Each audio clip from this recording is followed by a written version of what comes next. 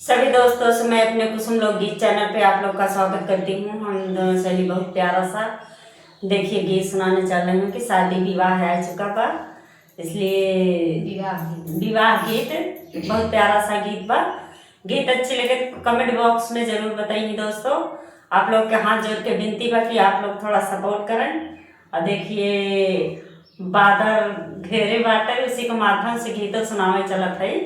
भगवान बरसता भगवान जेकर घर शादी विवाह पड़ा हो का थोड़ा दिक्कत तो होबे करे से हम आपसे के कटाई नहीं मिल पावती है।